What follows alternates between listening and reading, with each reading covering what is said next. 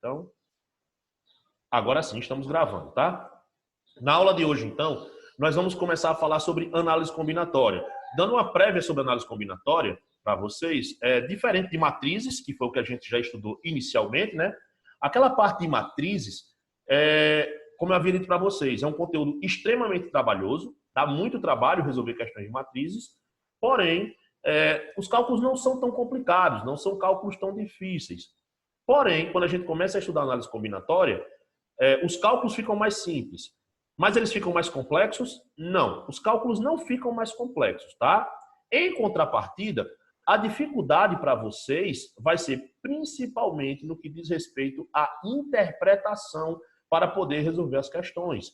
Então, os enunciados são enunciados muito práticos, são situações que geralmente são do dia a dia, certo? E é justamente nesses enunciados que a gente vai ter um certo problema em identificar que tipo de questão, sobre que tipo de conteúdo dentro da análise combinatória a gente está trabalhando. Esse é o principal problema de quem trabalha com questão de análise combinatória, é interpretar. Portanto, como é que a gente melhora a capacidade de interpretação? Aí tem que ler, aí tem que ter hábito de leitura. Leitura de livros mesmo, não apenas de matemática, porque os enunciados não são enunciados que têm muita pegada matemática, muita pegada algébrica, são perguntas práticas. Por exemplo, só para dar um exemplo aqui de pergunta, né? Não da resolução, que a gente não vai resolver isso aí agora, mas só para vocês terem uma ideia. 9 pessoas pretendem ir até a uma festa que está acontecendo na cobertura de um prédio. Só que o elevador só comporta 4 pessoas. Então, de quantas maneiras, né, as 4 primeiras pessoas podem chegar na festa? Entendeu? Então, não pode subir os 9 de uma vez. Só pode subir 4 de cada vez. Então, de quantas maneiras a gente pode organizar para subir essas primeiras 4 pessoas? Então, é um problema de ordem prática, né? Que tem uma pegada mais prática, e aí a gente tem que identificar dentro desse enunciado se é um problema de combinação, de arranjo, de permutação, de princípio multiplicativo, tá? Então temos diversas coisas dentro da análise combinatória. Inclusive depois eu vou mandar no WhatsApp mesmo, eu vou mandar um link de um vídeo para que vocês assistam, somente para ter aí algumas curiosidades atendidas sobre o conteúdo e sobre o surgimento da análise combinatória. A dificuldade, como eu havia dito, vai ser muito mais de ordem de leitura, de interpretação do que de cálculo. Os cálculos são simples. Para vocês terem uma ideia, vocês não vão trabalhar, por exemplo, com número fracionário, não vai trabalhar com número decimal, com vírgula, não vai trabalhar nem com número negativo, para vocês terem uma ideia. Vai trabalhar mais só com números naturais. Só que, mais uma vez, a dificuldade não vai ser o cálculo, a dificuldade vai ser o quê? Interpretar e o que é para fazer. Óbvio que ao longo desse conteúdo eu vou passar todas as dicas para vocês, para que vocês consigam distinguir, dentro da análise combinatória, o que é que vai ser trabalhado, beleza? Vamos lá então. Deixa eu projetar aqui então uma tela aqui para vocês, tá? Dá só um minutinho aqui para eu poder projetar. Está aqui, beleza? Vamos lá então. Tá aí para vocês projetarem então aí a tela, falando então sobre análise combinatória, beleza? Então, olha só, uma breve introdução para que a gente possa compreender, tá, o que vem a ser uma situação de análise combinatória. Então, vamos lá. A partir de 2013, a telefonia móvel no Brasil começou a ganhar o 9º dígito em seus números, mas nem sempre foi assim. No passado, tivemos números de celulares com apenas 6 dígitos. De acordo com a Anatel, gente, me dá só um minutinho aqui, tá? Só um minutinho.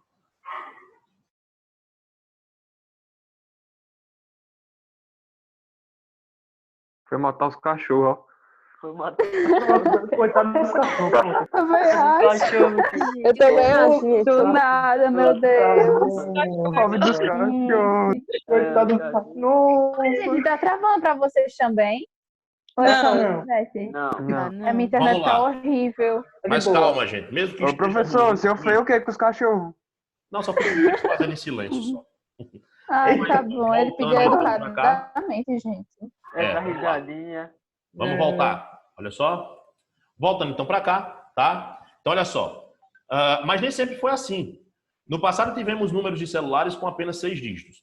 De acordo com a Anatel, no ano de 2000, o Brasil contava com aproximadamente 25 milhões de linhas móveis.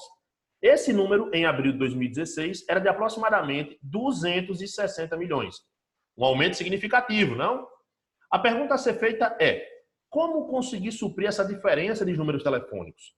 O estudo da análise combinatória nos ajuda a entender esse processo. Até 2013, os números da telefonia móvel no Brasil possuíam 8 dígitos. Eu acho que, inclusive, vocês devem ter alcançado esse tempo ainda, tá? Sem contar com os dígitos do DDD. Esses dígitos obedeciam à seguinte regra. O primeiro dígito, tá? Era 7, 8 ou 9.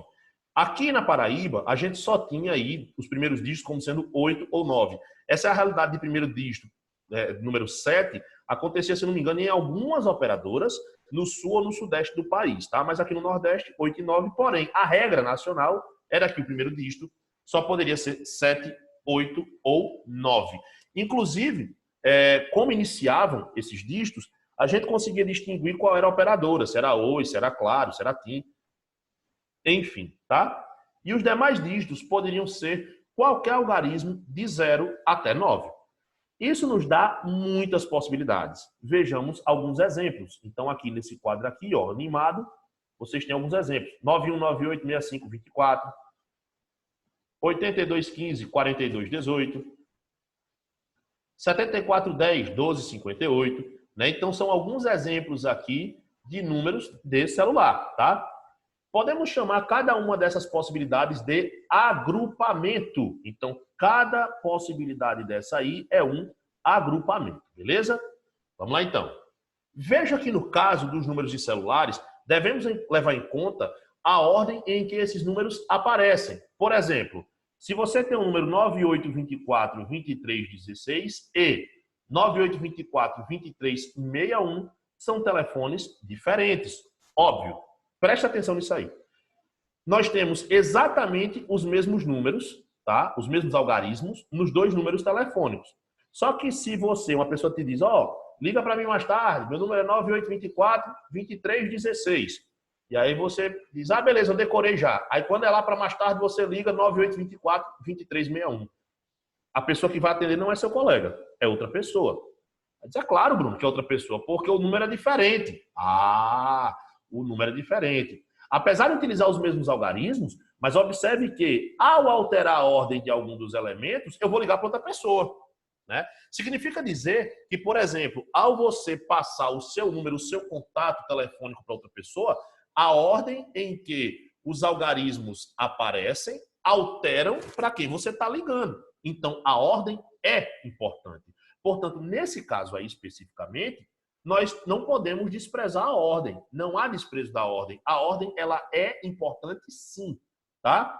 Já no outro caso aqui, ó, já se o problema for contar quantas quinas são possíveis de serem sorteadas na loteria de números loto, tá? Observamos que a ordem dos números que compõem a quina não importa. Por exemplo, você vai lá marcar, né, a loteria, e aí você marca 1, 11, 13, 40 e 48. São os números que você escolheu. Na hora que a mulher lá da Caixa Econômica, lá da loteria, vai lá, roda aquele globo lá e começa a puxar as bolinhas, aí ela puxa 40, 11, 01, 48 e 13, né? Aí o cara vai dizer que não ganhou, vai dizer, não, você não ganhou não, porque não foi na mesma ordem. Tá, camuleste, o cara vai dizer que acertar a ordem. É que nem no bingo, meu amigo. O que importa é que você preencha a cartela. A ordem que os números vão saindo, isso não interessa, né? Então, já nesse caso aqui da loteria, o que importa é que saiam os mesmos números. Em que ordem vai sair, não interessa, né? O que importa é que saiam os mesmos números. Nesse caso, mesmo alterando a ordem, os números, no caso, o bilhete sorteado é diferente? Não, é o mesmo bilhete. Então, nesse caso, nós dizemos o quê? Que são duas coleções iguais de quinas. Portanto, nesse caso aqui, há sim desprezo da ordem, tá? Então, há desprezo da ordem. A ordem não é importante, porque mesmo que você altere os elementos, você não cria um outro resultado. Joia? Vamos, então, adiante. Antes, deixa eu só perguntar. Alguém tem alguma dúvida até aí? Dou 2 segundos para se manifestar. Se não, eu vou adiante. Professor, Oi, vai, Lívia. qual o tema que o senhor está falando? Porque eu tive um problema aqui, aí eu não... Quando o senhor começou, eu não consegui acompanhar. Certo, estamos falando então, Lívia, sobre análise combinatória, beleza? Tá bom. Estamos falando sobre análise combinatória. Vai vendo aqui que a gente ainda está na introdução ainda, beleza? Então, agora é que o negócio vai começar a ficar um pouquinho mais puxado. Mesmo assim, não te preocupas, porque, como eu havia comentado no início da nossa aula, essa aula está toda sendo gravada e você vai acompanhar ela exatamente do mesmo jeito, caso perca algum detalhe no YouTube. Joia? Mas foi importante sua pergunta. Olha só, então. Assim podemos ter. Então, nós temos aqui no quadro os tipos de agrupamentos, tá? Os tipos de agrupamentos. Então, vamos lá.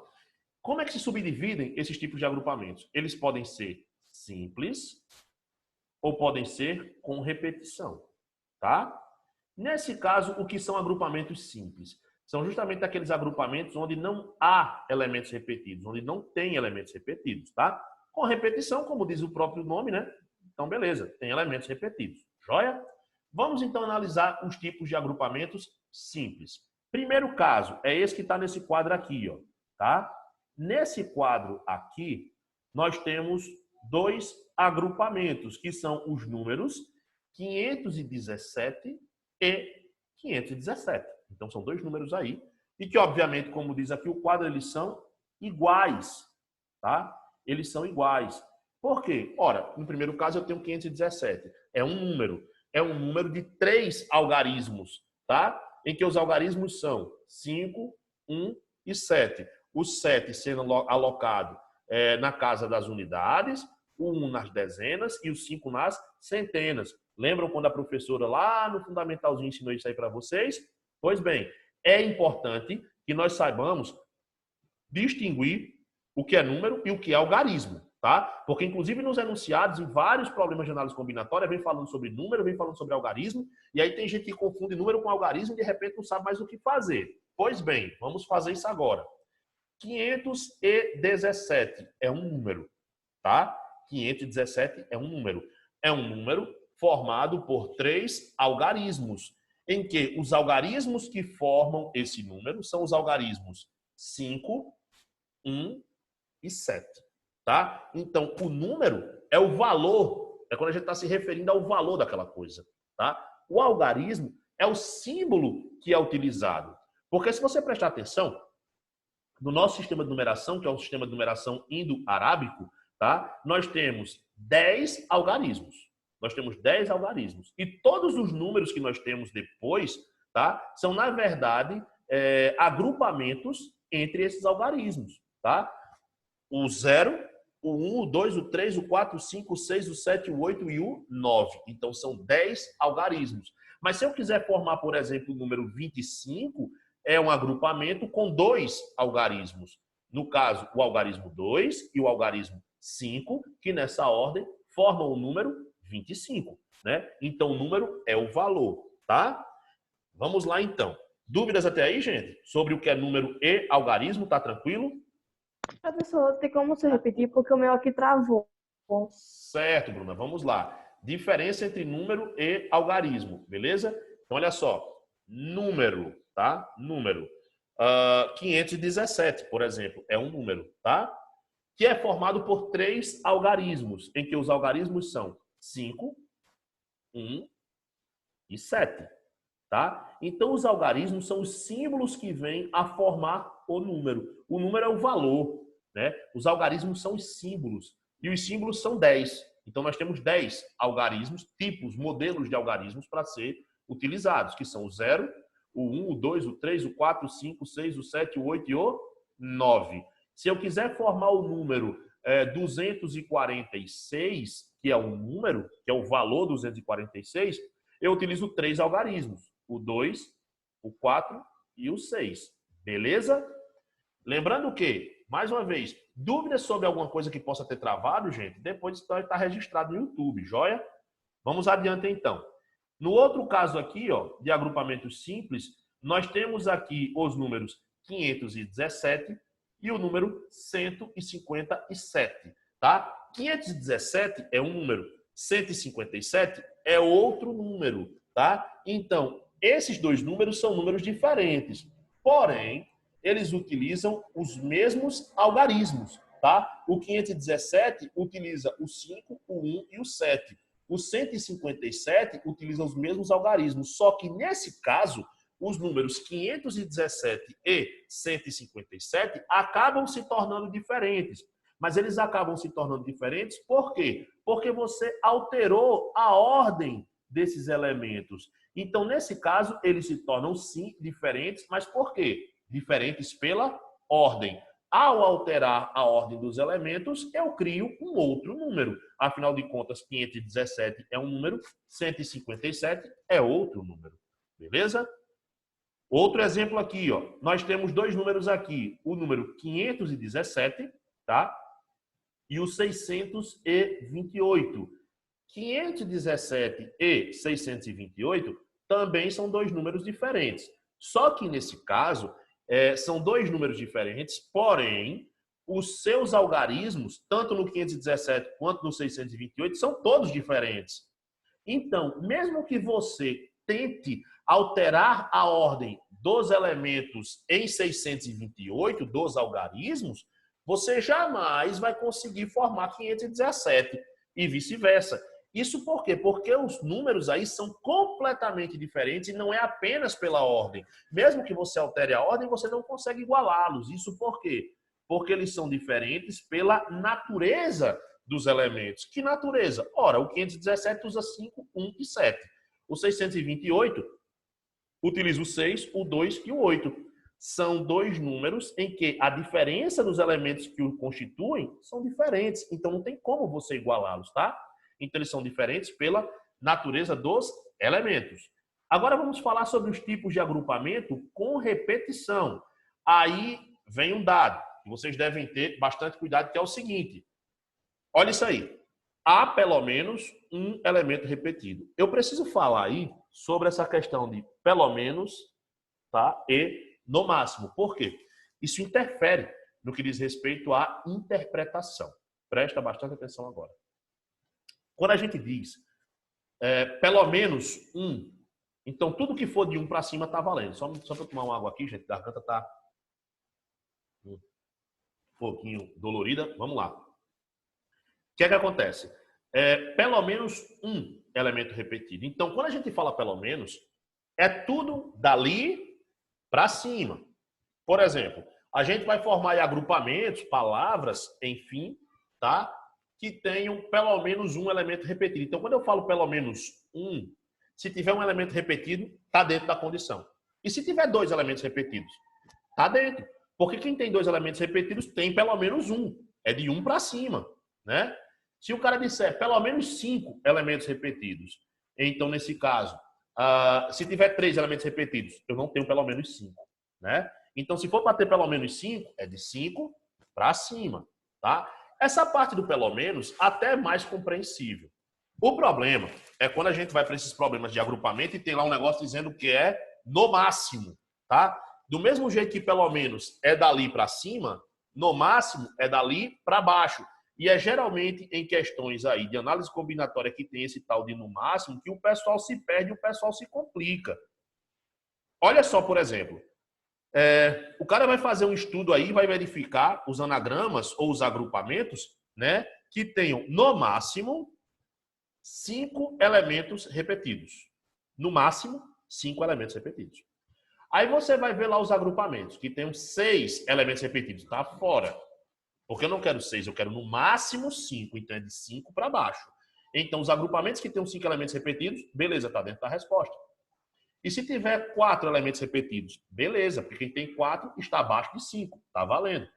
E se tiver 3 elementos repetidos, está valendo. E se tiver 2 elementos repetidos, está valendo. E se tiver 1 elemento repetido, está valendo também. Aí o que a pessoa faz?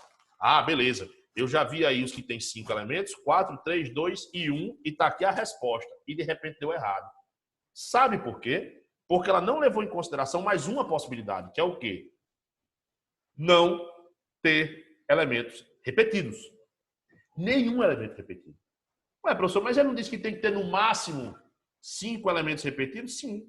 Mas 0 é maior do que 5? Não. 0 está abaixo de 5. Então, quando eu digo no máximo 5, é tudo que está abaixo de 5.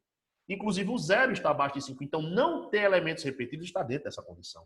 Tá? Isso é uma observação apenas que eu estou fazendo, mas que isso vai influenciar em algumas questões. E tem questões que a gente vai resolver que, caso tenham esse tipo de abordagem de pelo menos ou no máximo, eu vou trazer isso aqui de novo. Vou dizer, ó, gente, isso aqui é assim por conta de pelo menos ou no máximo. São todos detalhes interpretativos, tá? Que a gente tem que estar por dentro dessa interpretação, beleza? Vamos lá, então, com repetição. Nós temos aqui, então, dois agrupamentos iguais. O primeiro deles, aqui, ó, ADA, ADA, beleza? Então, olha só, nesse caso aqui, ADA, ADA são iguais. Não tem o que questionar, né? São iguais, tem exatamente o mesmo formato. Só que quando tem repetição, a gente tem que ficar ligado em alguns detalhes, tá? Por exemplo, digamos que você tenha a palavra arara. Palavra arara. Lembra que quando nós temos agrupamentos simples, tá? Se eu trocar a ordem dos elementos, eu altero o resultado? Preste atenção quando há repetição. Se você tem a palavra arara e você pegar o R, primeiro R, e trocar de posição com o segundo R, a palavra muda? Não. Continua sendo exatamente a mesma palavra. Por quê? Porque você trocou de posição elementos que são iguais. Então você mantém, né, aquela igualdade. Tá? Então, quando tem elementos repetidos, a gente tem que tomar esse cuidado, que quando a gente troca dois elementos iguais, a gente não cria um novo resultado. A gente não cria uma nova possibilidade. A gente só vai criar essa nova possibilidade diferindo pela ordem, caso nós troquemos de posição elementos que são diferentes. Por exemplo, na palavra arara, se você pegar uma letra A e trocar por uma letra R de posição, aí você já vai ter um agrupamento diferente. Tá? Então, você já tem um agrupamento diferente então, pela ordem. Observem que isso vai fazer todo sentido quando a gente chegar na parte de permutação. Vai ser um pouquinho mais à frente, tá? Nesse momento, só para que vocês vejam aqui, nós estamos fazendo uma breve introdução, tá? Para poder falar sobre o princípio multiplicativo e depois falar sobre permutações. Aqui na parte de permutações é que essa questão dos anagramas que eu estou dizendo, a gente vai pegar um pouquinho mais pesada. Aqui eu estou só dando uma prévia, um spoiler, um cartão de visita do que vai acontecer, tá? Nesse caso aqui mesmo, olha só, ADA, DAA. Então, nesse caso, nós temos exatamente os mesmos elementos nas duas palavras. Só que, nesse caso, a diferença entre essas duas palavras, ela é provocada justamente o quê? Pela alternância aí da ordem dos elementos. Em que, na verdade, a alternância dessa ordem não se deu entre elementos iguais. O D trocou de posição aí com alguém. E quando o D trocou de posição com algum outro elemento que não é igual a ele, automaticamente foi criada uma diferença apenas pela ordem. E por que apenas pela ordem? Porque os elementos entre essas duas palavras ainda continuam sendo iguais. Duas letras A e uma letra D. Aqui ao lado, nós vamos ter então agora um tipo de diferença que obviamente vai tornar os elementos diferentes, não tem jeito. Apesar de eu ter duas letras A na palavra ADA e embaixo eu ter duas letras A na palavra ALA, né? Mas não tem como eu alterar a ordem entre eles, em cima ou embaixo, e fazer com que eu obtenha dois agrupamentos iguais. Isso por quê? Porque nós temos pelo menos um elemento diferente entre as duas palavras. Se isso acontecer, não tem jeito. Então, eles serão diferentes, esses dois agrupamentos serão diferentes pela natureza dos elementos, porque nós temos aí elementos que sim são diferentes, tá? Vamos adiante, então. Para listar todos os possíveis agrupamentos que poderíamos ter com os 8 dígitos, vamos recorrer ao seguinte esquema. Então, olha só o esquema aqui para a gente compreender a dinâmica da formação dos números lá de celulares, tá? Então, vamos lá. Números de 8 dígitos, antes desse acréscimo do 9º dígito. Então, olha só. No primeiro dígito, só poderia ser 7, 8 ou 9, tá? Só poderia ser 7, 8 ou 9, beleza? No segundo dígito, de 0 a 9. No terceiro, mesma coisa. Quarto, quinto, sexto, sétimo e oitavo dígito, as mesmas coisas. Então, o que é que acontece? O que vai ser contabilizado aqui é o número de possibilidades. Nesse primeiro dígito, só tenho 3 possibilidades. No segundo, eu tenho 10. No terceiro, eu tenho mais 10. No quarto, eu tenho mais 10. No quinto, eu tenho mais 10. No sexto, eu tenho mais 10. No sétimo, eu tenho mais 10. E no oitavo, eu tenho mais 10, tá? Vamos lá, então. Com isso aqui, para que você possa construir todos os números possíveis de celulares. Olha só. Você já deve ter percebido que listar todos os resultados possíveis seria extremamente trabalhoso e poderia levar a erro ou por falta ou por repetição de algum agrupamento, caso não fosse feito de forma muito organizada. Preste atenção. Listar, olha aqui, ó, todos os resultados. Véi, é muita coisa. E não tem como você listar todos os resultados. Aliás, até tem. Mas você vai ter que ter um nível de concentração altíssimo, muita paciência e muito tempo, né? E mesmo assim, a chance de errar é muito grande. Ou por repetir algum número, ou então até por esquecer de algum número, tá? Observe que para resolver esse problema, é importante utilizar uma técnica de contagem indireta. Isto é, em que não precisemos escrever um por um os elementos e depois contar quem são eles, tá? A forma de resolver esta questão é a utilização do princípio fundamental da contagem, também conhecido como princípio multiplicativo. Depois de aprendermos a utilizar esse princípio, vamos ver como a entrada do 9º dígito possibilitou um aumento significativo de número de celulares. Olha só. Vamos para cá. Falando então sobre princípio multiplicativo ou princípio fundamental de contagem, certo? Vamos então sair um pouco dessa realidade de números celulares e vamos ver essa situação aqui. Olha só. Vamos imaginar que um viajante queira viajar da cidade daqui até a cidade de lá. No caminho, precisará, entretanto, passar pela cidade no meio. Então, olha só. Aqui é a cidade daqui. Ele vai viajar até chegar na cidade de lá. Só que terá que passar por no meio. Beleza? O que é que acontece? Entre as cidades daqui e no meio, existem duas rodovias. Olha só, entre as cidades daqui e no meio, duas rodovias.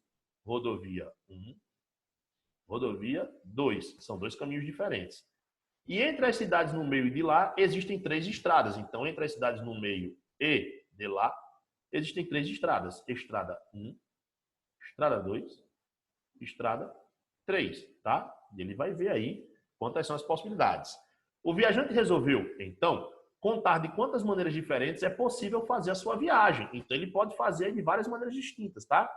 Lembrando que essa viagem, se vocês prestarem atenção, ela é dividida em 2 etapas. A primeira etapa é sair daqui até chegar aí no meio.